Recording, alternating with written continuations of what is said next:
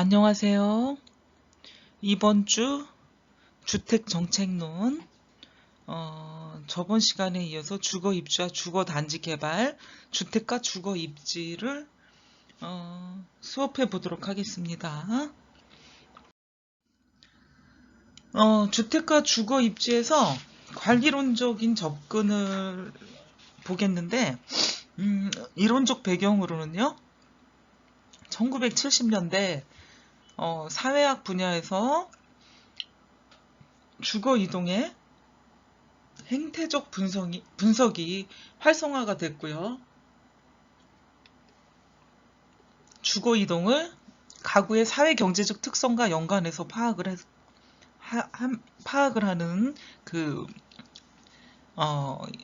이론이 등장을 했고, 주거 입지를 수요에 근접한 접근, 이거는 신고전 경제학적 접근과 생태학적 접근이 되겠죠.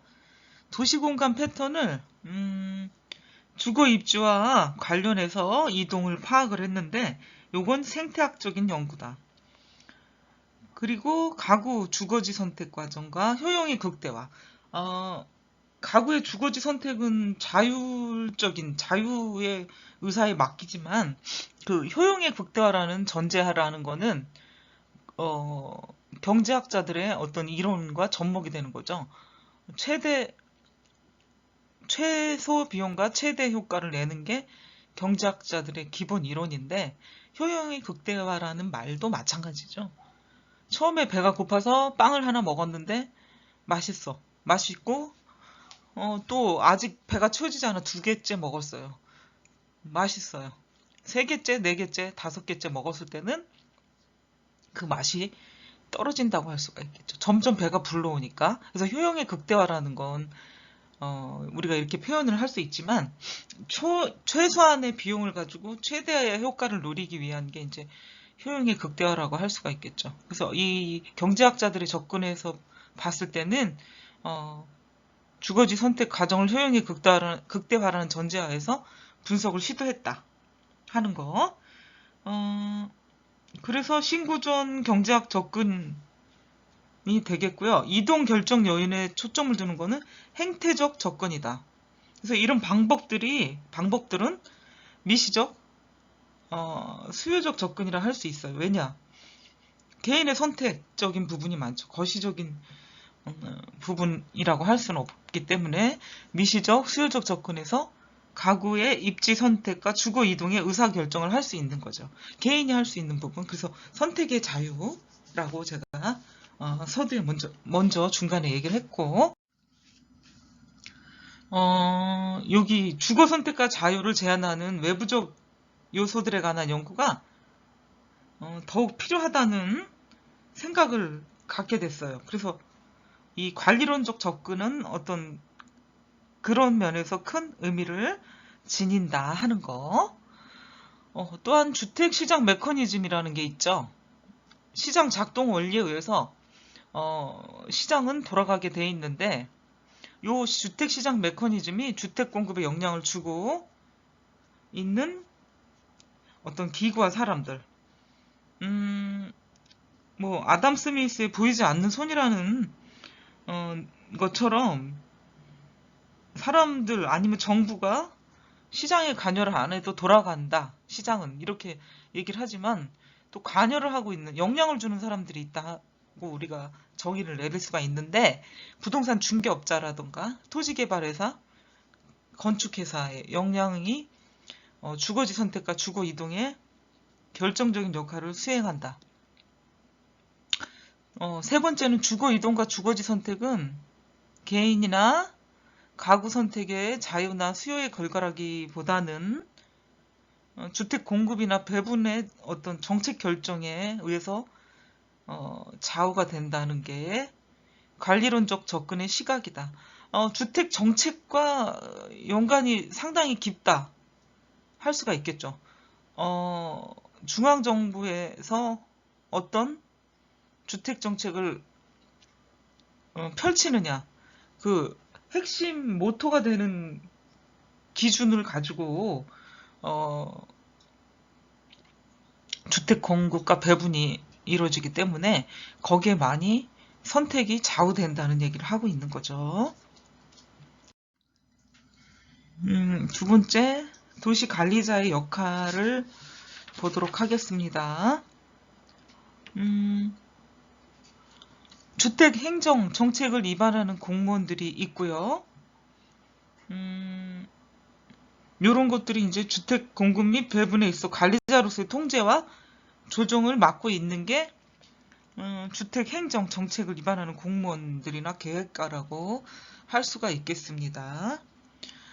부동산 중개인은 주택 소비나 교환 과정에서 어떤 중간자 역할을 하죠. 정보 제공자 역할을 수행을 하고, 개발 사업자와 건축업자는 어느 지역에 어떤 형태의 주택을 공급을 할까 지을까 하는 특성의 주거지를 개발하려고 노력을 하죠. 네 번째는 주택 관련 기관들 있죠. 대출을 해주거나 은행들, 그 다음에 보증을 서는 그런 기관의 어떤 주택금융기관 및 공공기관의 역할, 이런 게 이제 주택 공급 배분 과정에서 지대한 영향을 미치게 된다는 게 이제 도시관리자 역할들의 할 일이다라고 볼 수가 있겠습니다. 특히 그 마지막에 주택 관련 기관, 주택금융기관 및 공공기관의 역할들을 보면 저당 대출 기간, 대출자의 신용과 담보물건에 따라서 대출이 이루어지고요. 융자 조건도 달라지고, 그리고 민간주택시장 주택 수요와 공급에 상당한 영향을 미치는 거죠. 대출과 금융이 사회 경제적으로 어떤 계층에서 얼마만큼 주택금융적 혜택이 주어지고 있는가를 파악할 수도 있고요. 또 정부의 다양한 토지 이용, 도시계획 관련 정책의 변화에 따라서 도시 주거 입지와 주거 이동, 그리고 주택 수요 패턴을 다르게 가져올 수가 있습니다. 관리론적 접근의 평가를 보도록 하면, 도시관리자 아니면 주택관리자의 자율성 내지는 독립성, 이런 게 어느 정도인가에서 초점이 모아지는데, 최소한의 주택 관련 자원을 어떤 그들 자신의 자율적인 의사결정에 의해서 배분하고 있는지, 아니면 독립적 자율적 기능을 지니지 못하고 있다고 생각하는 게 크다. 왜냐? 이거는 정치 경제적인 영향력 때문이다. 정치라는 건 뭡니까? 어느 당에서 대통령이 되느냐. 그 대통령은 어떤 정책 기조를 생각하고 있느냐에 따라 주택 자원을 자율적인 의사결정 배분에 의해서 잘 하고 있는지 안 하는지를 나타낼 수가 있는데, 그렇지 못하다는 거는 이제 정치 경제적인 영향력 때문이다 라고 얘기를 하고 있는 거죠. 굉장히 상당히 연관성이 깊다고 볼 수가 있겠습니다. 그 관리론적 접근은 주택 배분상 어떻게 왜 그리고 누구에게 배분되어지는지 역할 규명을 하는 연구가 되고요. 그 연구로서 가치가 인정되지만 이 도시관리자 정치 경제적 영향력에 대한 정확한 분석이 미흡하다는 거죠. 사실 건드리기 힘든 부분이죠. 세월이 흘러서 10년, 20년 세월이 흘러서 도시관리자의 정치 경제적 영향력에 대한 분석을 할 수는 있지만 현재 정권의 정치 경제적 영향력을 분석하기는 힘들다 하는 거죠. 과거의 어떤 자료를 가지고 분석할 수밖에 없다는 것이죠. 도시관리론적 주택연구는 주택 배분에 대해서 설명하기가 가장 적절한 접근이라기보다는 주택 배분상 몇 가지의 어떤 개념적인 틀을 제시하고 있다라고 볼 수가 있겠습니다. 현실적으로 어려운 것들이 많기 때문에 가장 적절한 접근이라고 연결짓기는 현실적으로 어려움이 많다. 그래서 이 주택 배분상 몇 가지 개념적 틀이 어떤 거냐? 보면 어떤 도시 관리자들이 있어요. 다양하게 부동산 중개인, 계획가, 도시계획가, 주택금융기관이나 공공기관 이런 데 영향을 미치고 있다는 점이 확인이 됐고요. 이런 역할자들 있죠. 이런 역할자들의 규명을 통해 가지고 주택시장 메커니즘을 이해할 수가 있고 어떤 기구, 어떤 형태의 가구가 어떤 형태의 주택에 입주하게 되느냐 하는 거를 파악할 수가 있다는 거. 세 번째는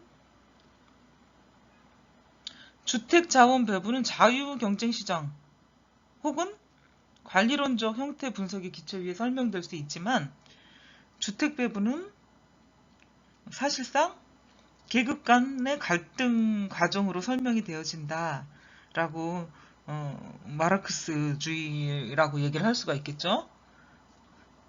또한 네 번째 있어요. 베버리안 사회학자들이 마르크스주의자들의 분석의 기초가 바로 계급 간의 갈등 이론이다라고 주장을 했던 거죠. 다음 마르크스주의자들의 주택 개념을 보도록 하겠습니다. 마르크스주의자들은 이분법적인 주장들이 좀 강했죠. 그렇지만 여기서 개념을 먼저 살펴보자면 주택은 인간의 필수적인 상품이다. 인간의 필수적인 상품인데 이거는 인간의 삶을 영위하기 위해서 꼭 필요한 상품이고 다음날 노동을 하기 위한 재생산의 장소이다 라고 개념을 정해놨고요. 두 번째는 주택은 고정된 상품이다. 고정될 수밖에 없죠. 움직일 수 없는 상품, 부동산. 주택의 가치를 발휘하기 위해서는 특정의 장소에 입지하고 입지가 좋아야 돼. 인간이 점유를 해야 된다. 주택의 어떤 그 입지 특성은 도시 문제가 관련될 수밖에 없고요. 토지 확대 재생산은 불가능하고 토지 이용의 문제도 대두가 된다. 지대 문제, 토지 소유자의 문제, 토지 시장의 문제, 토지 부동산 자본에 대한 이해가 있어야 되고 논의가 필수적이다라고 이제 개념을 정의해 놨고요. 세 번째는 자본주의적 사회 체제하에서는 주택은 사용가치와 교환가치를 지닌다.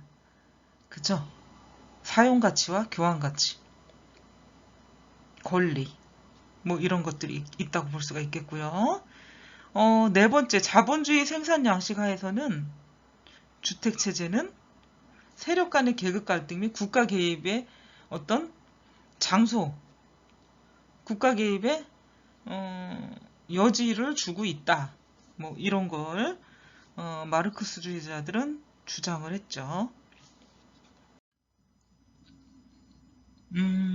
주택가 마르크스주의에서 전통적 마르크스주의의 구성, 마르크스주의 방법론을 한번 보면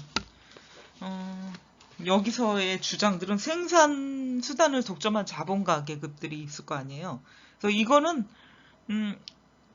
자본가 계급과 노동자 계급의 어떤 대립으로만 보게 됐기 때문에 그 자본주의적 생산 양식에 어떤 모순이 있다. 마르크스주의자들의 어떤 방법론들은 이렇게 제시를 하고 있죠. 자본가 계급과 노동자 계급. 그 사이에서 대립을 하다 보니까 자본주의 양식은 모순을 지녔다. 이렇게 주장을 하게 되고요. 자본주의적 생산 양식 하에서는 생산의 목적이 이윤 획득이고요. 이윤 획득을 위해서 노동자들은 싼 임금과 많은 노동을 강요하게 된다고 주장을 하고요.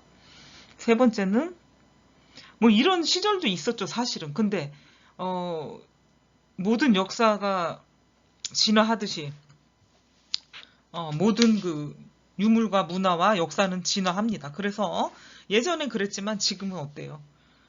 노동자 아니면 급여생활자들의 목소리가 너무너무 커졌어요. 법이 다 법으로 제정을 해놨기 때문에 예전처럼 주먹구구로 식으로 할 때는 이런 자본가가 노동자를 지배한다는 그런 생각이 강력했었지만 시대의 흐름과 더불어 그런 모습은 거의 사라지고 있다고 볼 수가 있겠죠. 물론 부의 권력은 어느 시대나 존재를 하고 없어질 수는 없다고 생각을 해요. 어떤 형태로든 간에. 그렇지만 자본가, 노동가 이렇게 딱 양분법, 이분법적으로 나눈다는 건 조금 극단적이지 않을까 하는 생각이 들기도 합니다. 자본주의 생산 양식에서 생산 요소의 사회적 부문별 배분, 경제 전체 재생산은 어떤 상품 가격 변화를 통해서만 수행이 된다라고 마르크스주의 방법론은 얘기를 하고 있고요. 이 마르크스는 정치 경제에 관한 접근이 사회학적이고요. 역사적인 접근으로 사회관계나 시간에 따른 변동에 초점을 두고 있습니다. 그래서 이제 마르크스 방법론에서 강조되는 세 가지를 한번 보자면 사회 현상과 사회 실체 간의 구분을 강조하고 있다. 첫 번째는. 두 번째는 마르크스 자본론에서 분석과 설명에 하고 있는데 논리, 역사적인 방법을 채택하고 있고요. 세 번째는 변증법적이다. 그래서 첫 번째, 사회 현상과 사회 실체 간의 구분을 강조하고 있다는 것은 전통 경제학자들은 오직 현상, 분석에만 치중을 했는데 자본주의 사회의 경험, 현상만 다루고 있다고 논박을 했습니다.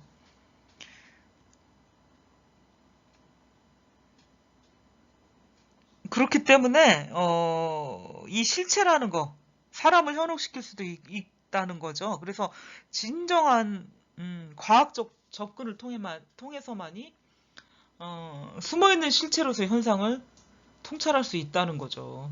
그러니까 사회 현상과 사회 실체 간의 구분을 강조했다. 두 번째는 역사, 논리적인 방법을 채택하고 있다. 마르크스 자본론은 가난한 가정에서 시작해서 연속적인 단계를 이렇게 거쳐서 논리적, 역사적으로 자본주의 생산 양식 전개 과정이 너무 이렇게 복잡한 형태를 구성한다는 것을 보여주고 있다. 이거죠. 세 번째는 변증법적 방법론이다. 사회구조가 변화하면서 양적 변화를 통해서 미래 변동을 위한 질적 조건을 창조한다. 이거죠. 물론 사회구조가 지금도 많이 변화했고요. 변화하는 과정 중에 있는데 양적인 변화를 통해서 미래의 변동을 예측할 수 있는 거죠. 질적 조건을 창조한다는 거. 그래서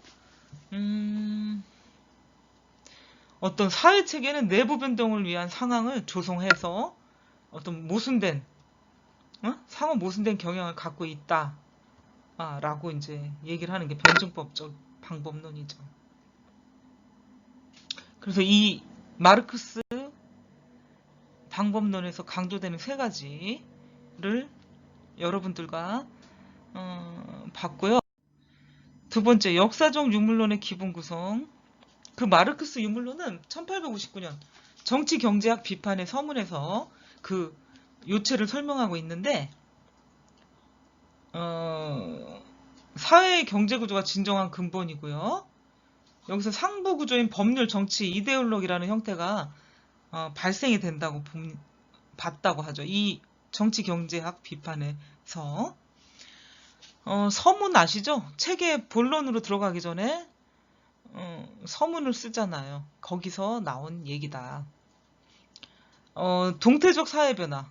동태적이라는 건 뭡니까? 막 역동적으로 움직인다. 계속 변화가 되고 있는 거죠. 그래서 계급 갈등, 계급 이론과 분리해서 생각할 수 없다. 당연한 거죠.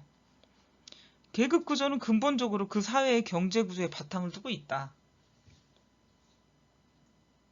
이거는 뭐 마르크스의 유물론에서 이런 내용을 언급을 했지만 우리가 생각해도 어, 충분히 그럴 수 있다는 내용들이죠.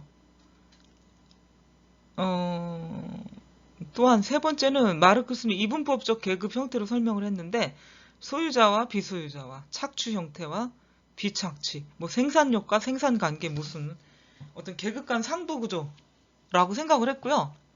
정치 이데올로기적인 갈등으로 표출이 됐고 성장 계급의 승리로 새로운 생산관계나 정치 형태, 새로운 지배 이데올로기가 형성이 됐다라고 보고 있죠.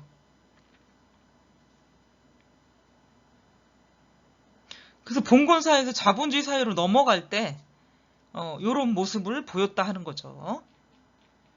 자본주의 모습은 오직 사회주의 생산 양식으로 혁명과 전환을 통해 해결할 수 있는 것으로 봤다. 이거에 대한 모순, 그것에 대한 어떤 사회적인 파동이 일어난 것들을 많이 볼 수가 있었겠죠. 여러분들이 직접 본 건 아니지만 역사적으로 시간이 지나면서 얼마든지 느낄 수 있었던 부분들이죠. 사회주의나 뭐 공산주의가 조금 다른 개념이긴 한데 그 사회주의 양식이 모든 사람에게 행복을 갖다 주고 평등하다고 볼 수도 없고 발전을 갖다 주지도 못했고 그렇기 때문에 붕괴가 됐었던 거죠. 그러니까 결국 그 이론도 시대의 흐름에 따라 많이 달라질 수가 있다는 것을 보여주는 거죠. 세상에 영원한 건 없다. 그렇지만 진리만이 영원하다. 진리도 변화하는 시대가 됐죠.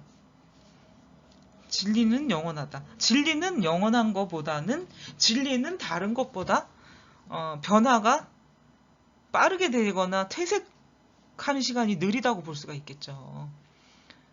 진리도 사회 현상이나 사회에 따라 많이는 아니고 새로운 연구가 나오게 되면 반박하는 논문들이 많이 나오게 되면 바뀌어질 수가 있는 거죠. 충분히. 자본주의 생산 양식 하에서는 국가 권력이 결국은 자본가 계급의 이익만을 옹호한다. 또 이익만을 옹호하고 확대하고 사유재산의 보호를 위해 가지고 그들만의 법률을 국가가 제정하게 된다고 얘기를 하는데 최대 다수의 최대 행복의 어떤 개념이 있는 거죠. 공리주의적인 개념이 자본주의 내지는 자유주의 국가에서 채택하는 거지 어떤 누구를 위한 법률을 제정한다고 하기에는 너무 얼토당토 않다고 볼 수가 있겠습니다. 그렇지만 이 마르크스의 역사적 유물론적인 이 개념과 책에서 나온 내용들은 중요한 이론이 되고 있죠. 물론 현대 사회에서는 맞지 않는 부분도 있지만 세 번째 자본주의 경제 이론. 자본론에서 그 자본주의 생산 양식의 분석을 노동 가치설에 근거하고 있어요. 착취의 본질, 이용의 본원 시에 자본 축적 과정을 설명하고 있고 마르크스는 자본주의 계급과 노동력만 소유하고 있는 프롤레타리아 계급이라는 이분법적인 계급 구조를 가정을 했고요. 노동력은 생산, 재생산에 소유되는 노동시간의 양의 동등한 가치를 가지는 다른 상품과 같은 상품이라는 것이다. 그러니까 노동력은 생산할 수 있는 재생산의 힘이 되는데 사회적으로 필요한 어떤 노동시간의 양과 동등한 가치를 가진다. 그리고 상품과 같은 상품이라는 것. 생산력, 생산수단도요. 노동력이라는 거. 노동력. 자본가는 임금으로 노동을 시장에서 직교환하고요. 그 노동시장에서 자유로운 상품과 같이 노동력을 구입을 할 수가 있었다는 거지. 그래서 그 기간 동안에 노동자의 그 노동은 자기가 받은 임금의 가치만큼 가치를 창출한 임금의 금액만큼 가치를 창출한다는 얘기죠. 잉여 노동 시간은 뭐예요? 남는 노동 시간. 이거는 잉여 가치로 착복이 됐다. 자본가에 의해서. 그래서 잉여는 이윤의 근원이고요. 자본 축척이다. 그러니까 자본주의 양식이 100% 어떤 모순이 없다는 건 아니지만 사업을 하고 돈을 벌고 어떤 일을 한다는 거는 이윤을 남기기 위한 거잖아요. 우리는 자본주의 체제하에서 살았기 때문에 그렇게 배워왔고 그것이 꼭 나쁘다고 막 생각을 하지 않아요. 그렇지만 인권 유린을 한다든가 어떤 부당한 대우를 받았을 때는 또 다른 얘기죠. 그 부분은 꼭 짚고 넘어가야 될 부분이기 때문에 노동법이나 근로기준법들이 다 만들어져 있고 법적으로 근로자들을 보호하는 법들이 굉장히 많기 때문에 오히려 요즘은 자본가들이 거대한 거대한 자본으로 시장을 잠식하지 않는 한 그렇게 이윤 추구가 많이 되고 있지는 않습니다. 예전처럼. 자본, 노동 등의 관계는 교환 관계로 보이고요. 왜냐하면 임금 주고 노동력을 사는 거죠. 그래서 물건을 만들어내면 그 물건을 팔아서 이윤을 남기기 위한 거잖아요. 그래서 물건을 생산하기 위해 요구된 자본의 대가처럼 보인다라고 얘기를 하고 있죠. 굉장히 중요한 또 부분이 하나 나오고 있는데 엥겔스에 대해서 주택에 관한 엥겔스의 시각을 보도록 하겠습니다.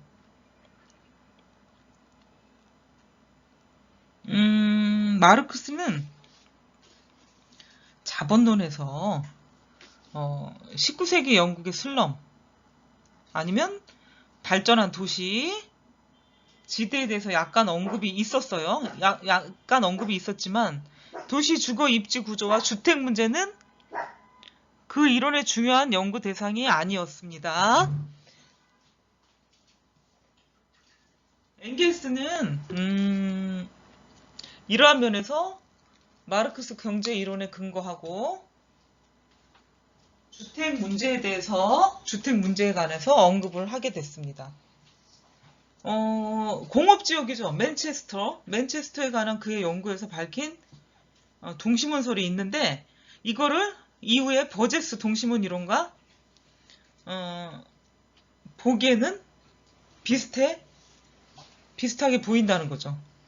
그렇지만 중요한 차이가 있는데 엥겔스 동심원 이론은 계급구조 분석과 밀접한 연관을 지니고 있다 라고 볼 수가 있고요. 버제스는 시카고의 중산층을 대상으로 한 동심원 이론이 되겠죠. 맨체스터 산업 발전은 사회적 계급 분화를 가속화시켰다. 과거에도 이제 상업도시에서 새로운 주거 분화가 일어나게 되는데 새로운 그 주거 분화라는 공간적 분화 현상을 초래하게 되겠죠. 산업의 발전은 어느 나라, 어느 시대를 막론하고 산업의 발전이라는 건 많은 어떤 영향력을 미치게 돼요. 뭐 좋은 영향력이든 좋지 못한 영향력이든 여러 사회 현상을 찾아볼 수가 있겠죠. 버제스는 시카고 동심원 이론 이게 중산층 인종 및 사회적 지위에 따른 주거 천위에 관한 설명을 하고 있고요.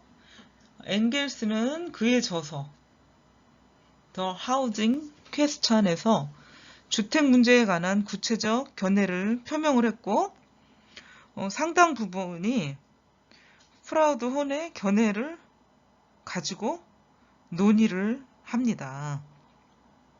프라우드 혼은 노동자, 자본가의 관계가 근본적으로 임차자, 임차인, 지주의 관계와 동일하다는 전제를 했어요. 근데 엥겔스는 이 관계를 부정합니다. 이 관계를 부정합니다. 왜 부정했냐? 주택 문제는 자본가에 의한 노동 착취의 직접적 결과가 아니다라고 얘기를 했고요. 임차자와 집주인의 관계는 시장 원리에 따른 일반 상품 거래 형태와 같은 것이다. 굉장히 합리적이지 않습니까? 어느 정도는. 임대료 지불은 이미 창출된 가치, 임금을 집주인에게 지불하는 형태다. 맞습니다. 요즘에도 마찬가지예요. 월세나 전세로 살고 계시는 분들은 노동을 해서 번 한 달 동안의 급여를 가지고 한 달에 또 임대료를 지불을 하게 되잖아요. 그래서 어디선가 돈을 벌어서 우리는 소비를 하게 되는데 주택에 임대료 지불을 하는 것도 주택 소비라고 볼 수가 있겠죠. 그러니까 어떻게 벌어서 어떻게 쓰느냐의 문제가 되겠는데 어디에다 쓰느냐 뭐 이런 문제도 되겠죠. 어디에다 지불을 하고 어디에다 쓰느냐 이런 건데 엥겔스는 시장의 원리에 따라서 임대료 지불이 되고 있다라고 주장을 했던 거죠.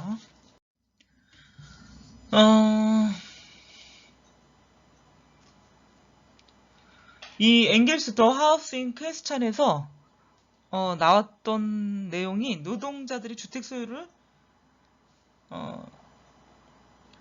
지지하는 계량주의자들에 대해서 논박을 했는데 대표적인 사람이 삭스의 주장이에요. 그래서 삭스의 주장을 비판하고 있다. 삭스는 주택의 자가 소유를 촉진하는 수단으로 건축조합 운동을 지지한 사람이고요. 그 노동자의 경제적인 독립성을 갖게 하고 싶어 했고, 궁극적으로 주택 소유를 함으로 인해서 최종적으로 사회 안정을 이룬다는 점을 강조했다. 그렇지만 엥겔스는 자가 소유를 하게 되면은 노동자들이 더욱 공장에 얽매이게 되고요. 노동력의 시장 교섭력이 약화된다고 비판을 했습니다. 그러니까 삭스는 노동자들도 자가 소유를 해야 된다고 했고 엥겔스는 노동자들이 자가 소유를 하게 되면 공장에 더욱 얽매이게 한다. 자가 소유를 하게 되면 세금 내야 되고요.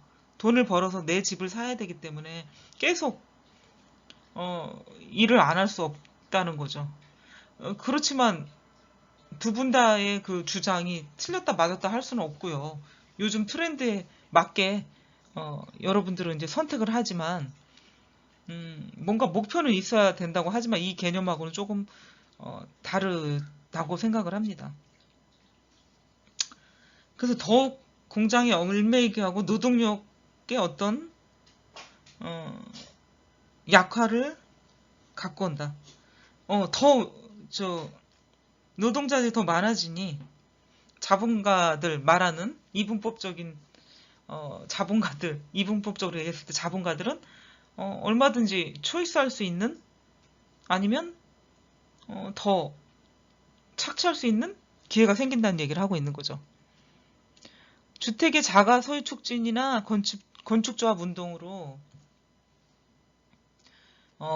이 주택 문제를 근본적으로 해결할 수 없다고 엥겔스가 주장을 했죠.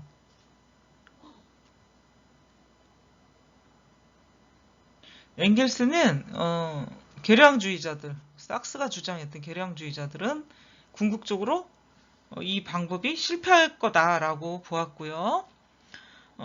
그 대도시의 어떤 주택 문제는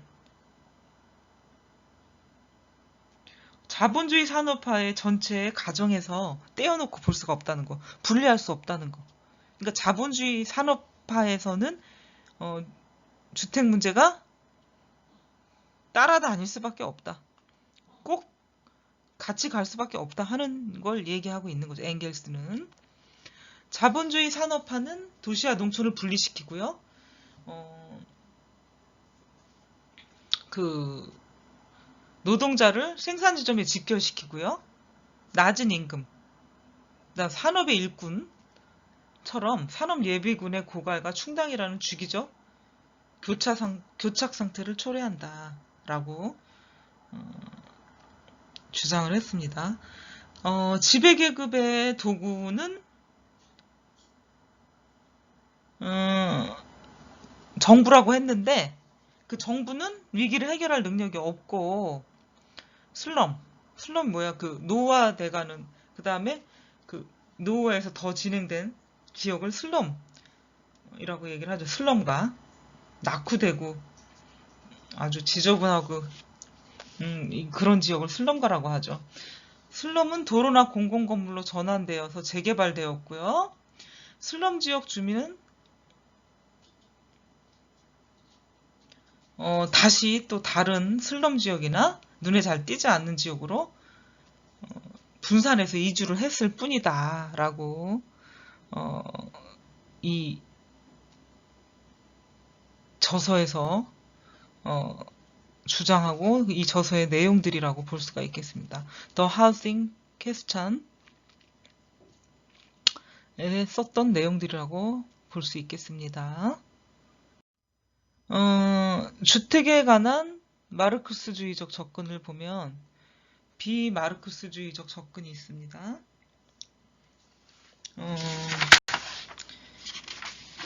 주택에 관한 마르크스주의적 접근에서 첫 번째 비마르크스주의적 접근, 두 번째 신고전경제학과 도시지대 이론, 세 번째 주택계급과 도시관리론.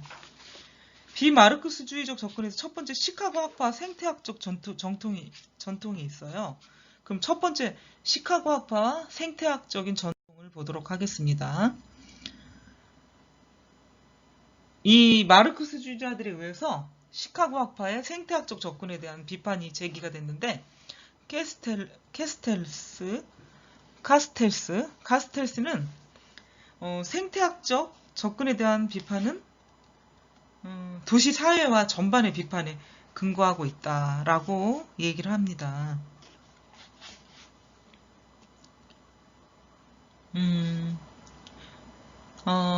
카스텔스는 그 과학적 지식으로도 도시 사회에 관한 세 가지 테마를 규정하고 있는데, 첫째, 워스의 글에서도 도시와 도시성, 워스의 글에서도 나타난다는 거죠. 도시화와 도시성이라는 거.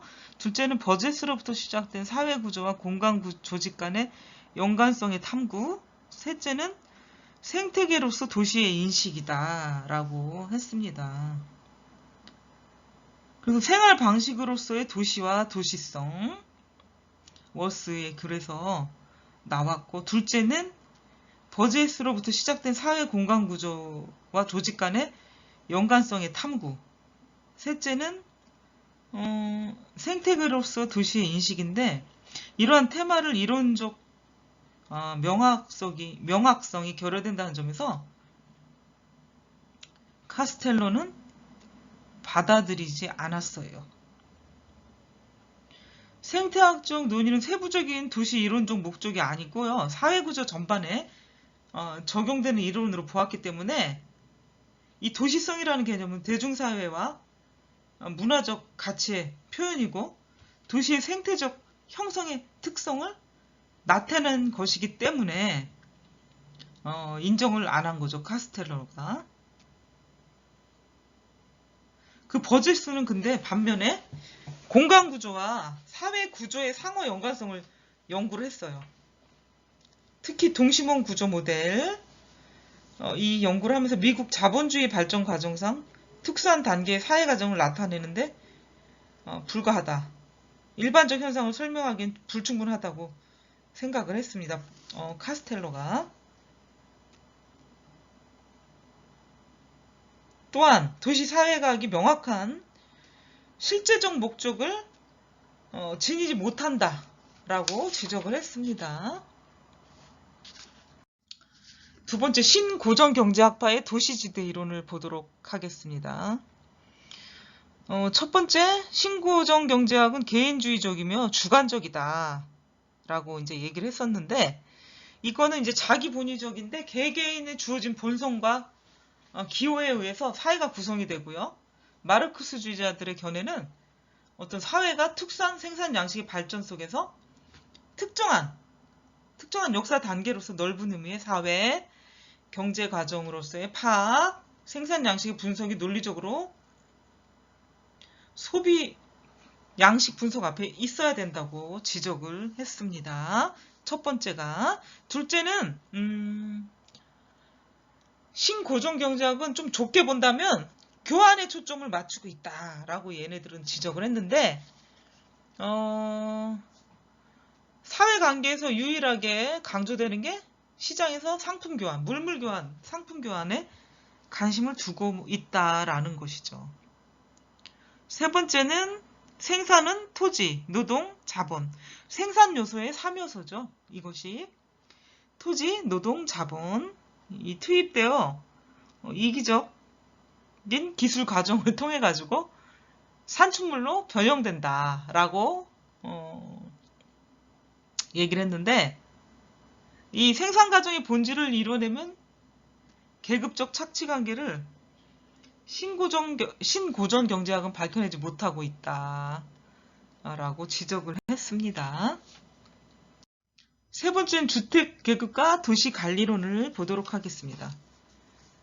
베버 사회학에서 뿌리를 두고 있고요. 이 베버리안적 관점에서 이 주택 계급이 어떤 시장 상황 하에서도 발생된다고 보는 반면에, 마르크스주의자들은 계급의 개념이 생산 과정에서 잉여 가치의 생성과 연결되어 있다고. 잉여 가치를 굉장히 예민하게 받아들이는 게 이제 마르크스주의자들이죠.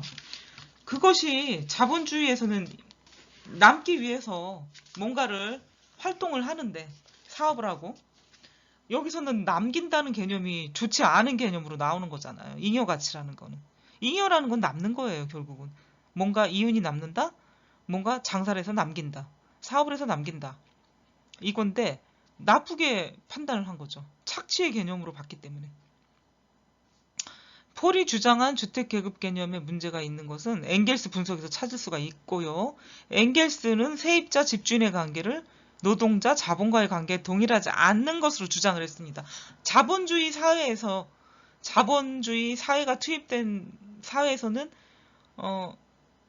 볼 수 있는 풍경이다. 임대료를 지불하는 게 당연하다라고 얘기를 했던 게 엥겔스입니다.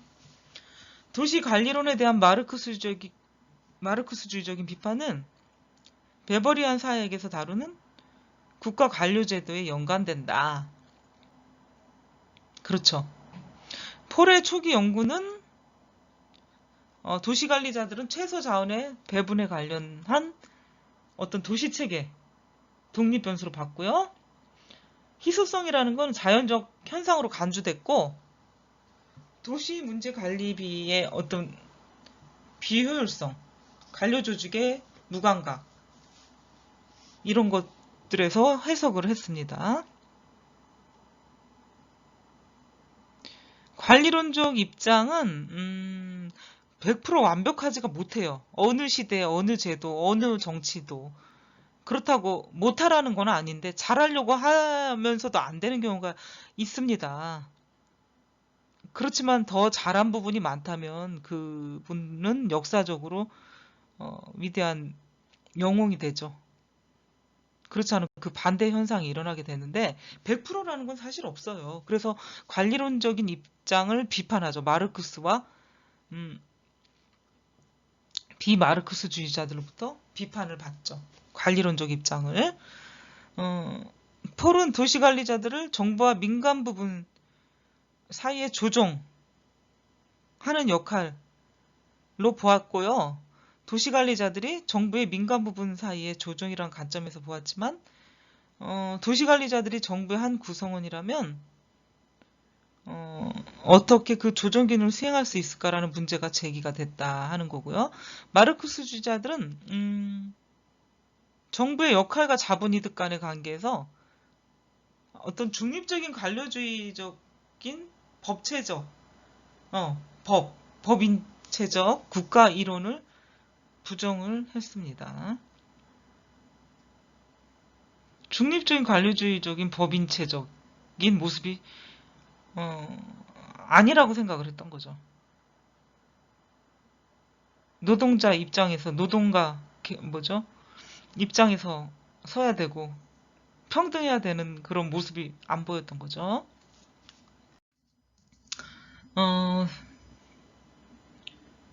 주택에 관한 마르크스주의적인 접근.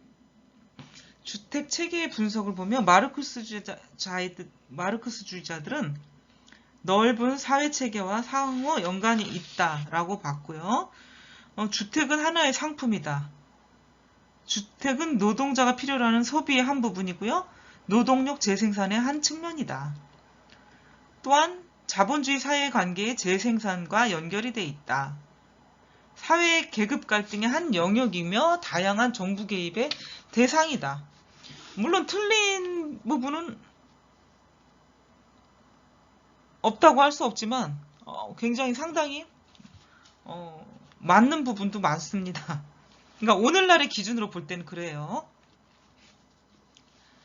그래서 이 마르크스주의적인 접근.